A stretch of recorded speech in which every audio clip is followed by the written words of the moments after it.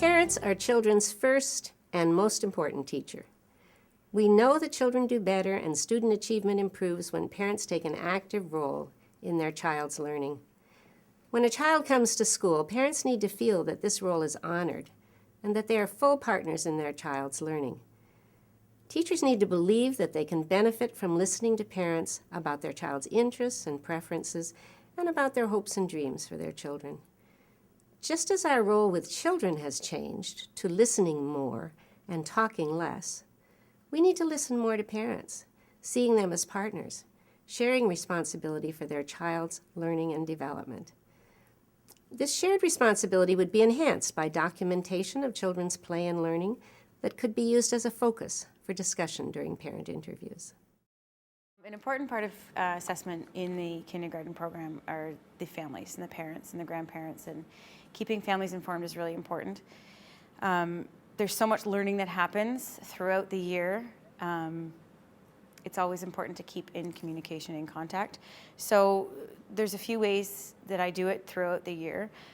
We do have family conferences, so during that time I have a form where I can sit down. It just gives me a few key things to think about during the conference. So things I like to know are the children talking about school at home. What kinds of things are they talking about? Have they noticed changes in their children? What kinds of changes? What does that look like? I always ask if they have any questions. Parents have so much to offer, so much knowledge about their child, that really it's a team effort, and they need to know that, and any information they can provide to me is really important in how I can help support them in the classroom. I also send home newsletters. I mean, we go through the logistics of remember to dress for the weather, thank you for tissue donations, kind of the little bits and pieces that it's just kind of housekeeping items. I also try and include some information about books that we've read. So ask me about Silly Sally, or ask me to sing you Zoom, Zoom, Zoom. A piece that can spark communication with the children and families at home. And quite often when the untrained eye, or when any adults walk into a kindergarten room, they often see children playing. And it might not mean much. It might just mean that they think, oh, well, they're not learning, they're just out playing all day. And so a huge piece of that is a section that I've included in newsletters. My newsletters don't necessarily go home once a month. There's no set time. If something exciting's happening, then we'll send one home maybe twice a month.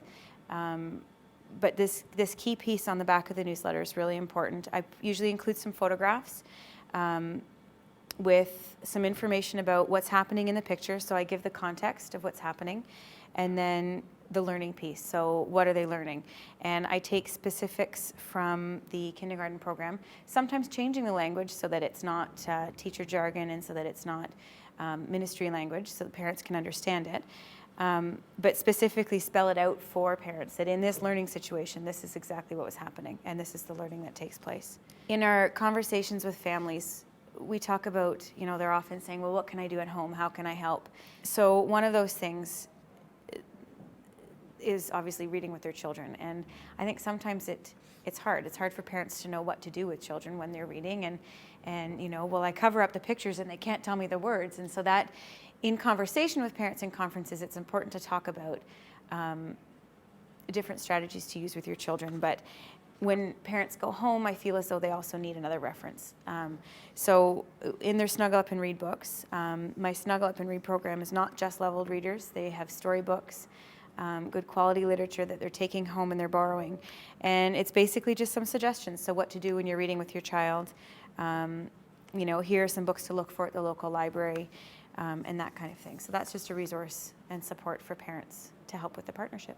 Parent observations is a really important part of our kindergarten program. Having parents in to see the program, to see the children in action is really important.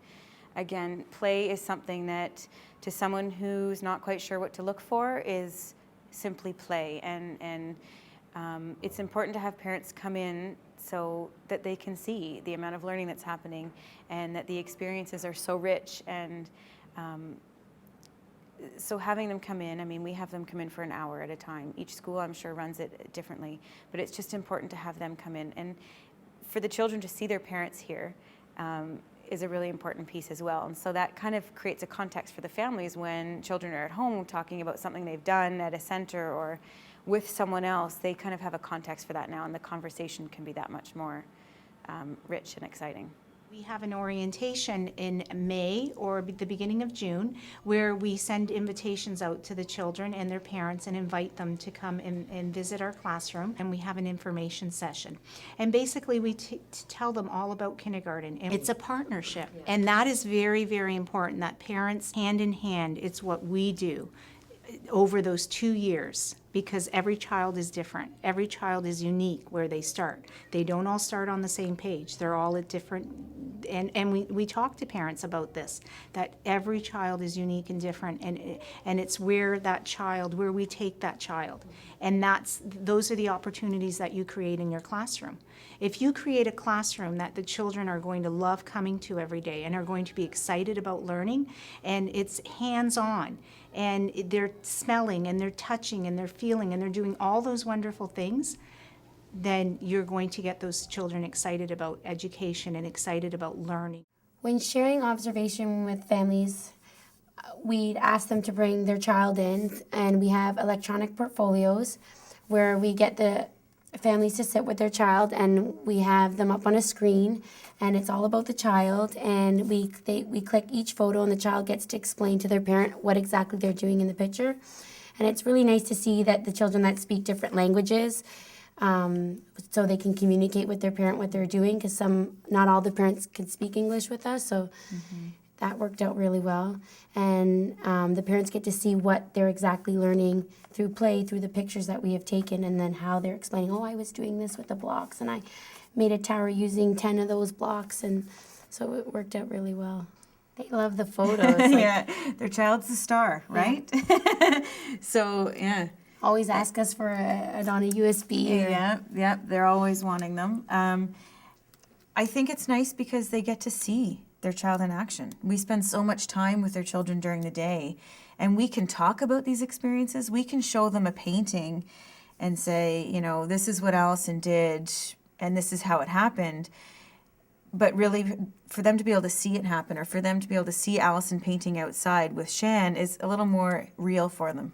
It's not only pictures, it's also videos. We have video clips, which is good. So then they can see what they're actually saying while they're playing. So that's good as well. So we don't just have pictures, we have videos as well.